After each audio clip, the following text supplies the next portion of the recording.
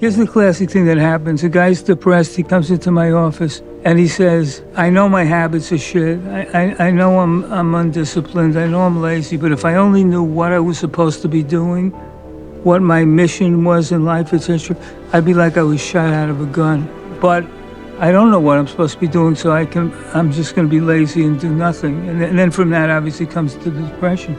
There's something that will apply to you and to anybody else who doesn't have a sense of direction or doesn't know what they should do next. And the answer is you can always work on your life force.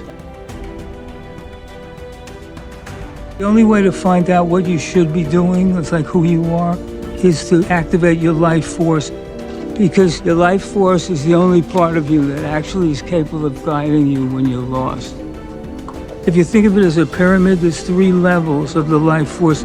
The bottom level is your relationship with your physical body. The second layer is your relationship with other people.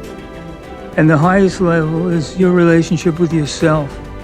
The bottom step is your relationship to your physical body. All you got to do is get your body working better, and it always works. The most classic thing is they're not exercising. Diet is another one, and sleeping. So what percentage of that stuff is what makes you actually feel better at first? Well, when it starts out, it's probably 85%. It's very high. Okay, so that's the first level. The next one is your relationship to other people. Because when people get depressed, it's not that they end their relationships. It's like a ship disappearing over the horizon. They start to get pulled back away from their life. And relationships are like, you know those things when you're climbing a mountain, you're pounding those pitons, it's like a handhold.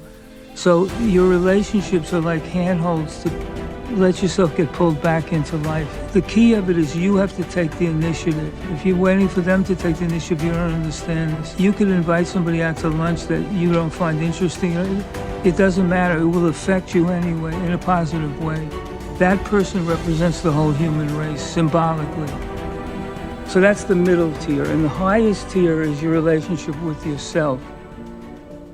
The best way to say it is to get yourself in a relationship with your unconscious, because nobody knows what's in their unconscious unless they activate it.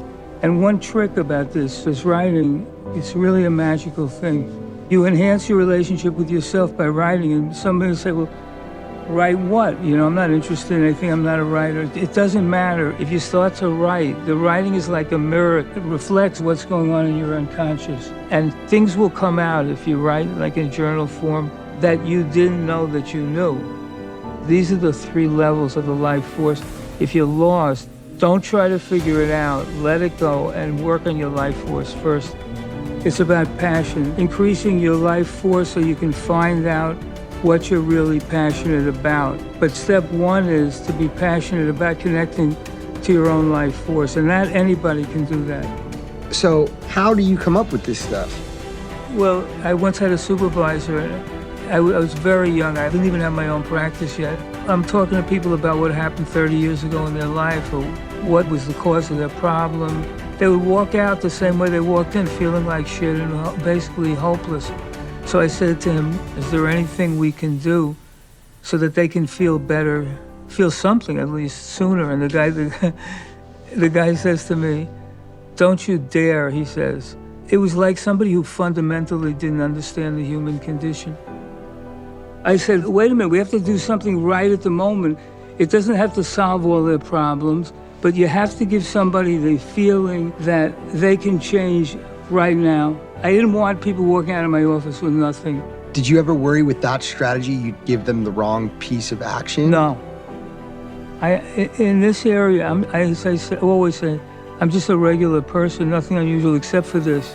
I zoom in on you and I block out everything else. Since I was a little kid, people have always walked up to me and told me their problem. A little kid, I would be like 10 years old and a grown man would come up to me. Most of them I didn't even know, and they just pour their hearts out.